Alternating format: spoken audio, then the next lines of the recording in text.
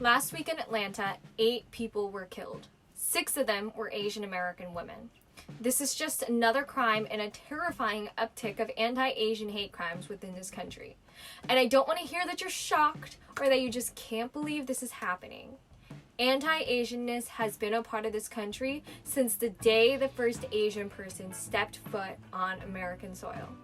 Look up the Page Act of 1875, anti-miscegenation laws, the murder of Vincent Chin in the 80s, Immigration Act of 1924, the Asiatic Bar Zone, the list goes on.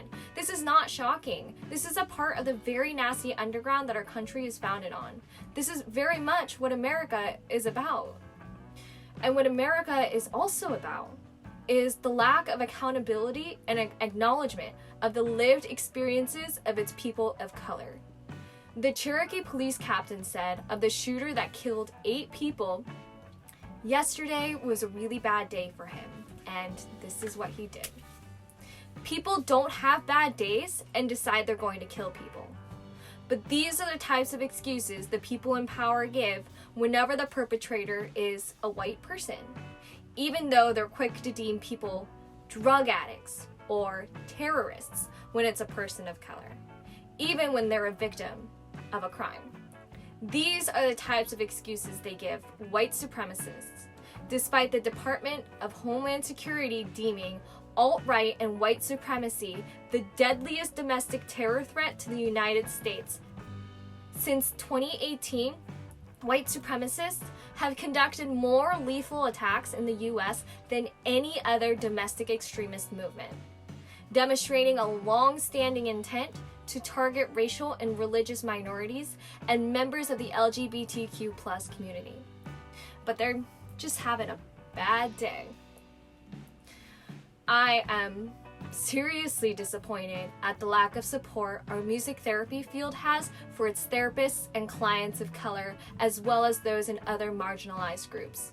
I cannot tell you the number of times I've seen white music therapists deny white supremacy and dismiss the lived experiences of people of color. How people are tired at the lack of common sense in the world when myself and other therapists of color speak up about our experiences. How people are offended and don't feel safe when we ask for accountability and acknowledgement of whiteness and white privilege. How people use the fact that they work with people of color to dismiss the possibility that they have their own implicit biases. Despite us highlighting how important it is to clients of color that we acknowledge and address the system of white supremacy. These are actual comments I've received from other music therapists. And I'm not even including the dismissive and downright threatening comments I received from other people and mental health professionals outside of our field. Things like how those Asian women who were murdered deserved what they got because all Asian women fetishize white men. How childish it is that the Asian American community is upset about quote-unquote racism and how we need to stop looking for things to call racism, despite evidence depicting how dangerous it has been for our community. How we're just being racist towards white people without acknowledging how the majority of hate crimes are perpetrated by white people. We are therapists.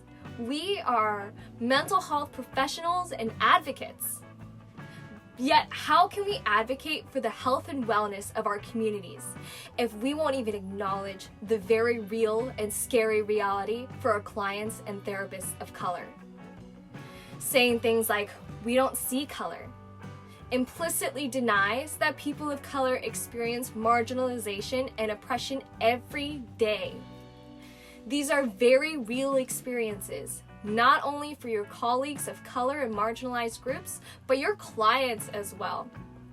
These experiences play a role in our safety, our ability to engage in therapy, and our ability to connect in the client-therapist relationship. Health and wellness is political. Music therapy interventions are not going to help someone who can't afford our services due to lack of healthcare services. Someone whose anxiety and depression stems from food insecurity or lack of housing or low wages or drug policing or the very real fear that they're going to be just another hate crime victim.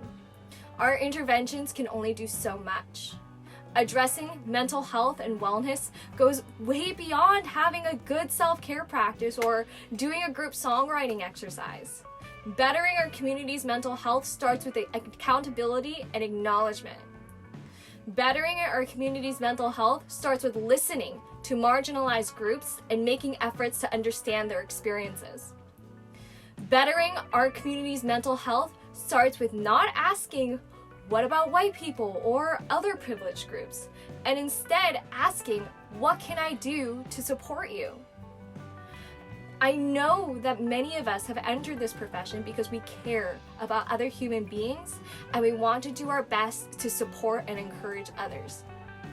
That being said, we owe it to our clients and our fellow therapists to not dismiss or ask us to just get along. We owe it to our clients to acknowledge the different privileges we may hold and how those different privileges can affect their sense of safety in the world. I encourage us all to do some introspection into our implicit biases. As human beings, we all have been born into a society which is inherently ableist, patriarchal, racist, and heterosexual, amongst many other things. With that, we've been conditioned into holding potential harmful biases, and this is not your fault, but it is our responsibility to acknowledge these biases and how they could potentially cause harm. As human beings, we hold privilege and are unprivileged in different ways. We can be both the oppressor and the oppressed at the same time. Life is not just a one-sum game, and both of these things can be true at the same time. This is not a time to be offended. Your fellow therapists of color and other marginalized groups, we are tired. We are exhausted, and we have been trying for years to have people listen to us. And if you feel offended by this video, then I urge you to reflect on why you feel this is a personal attack. And I urge you to do some reflection on these topics, if not for your fellow therapists, but for your clients.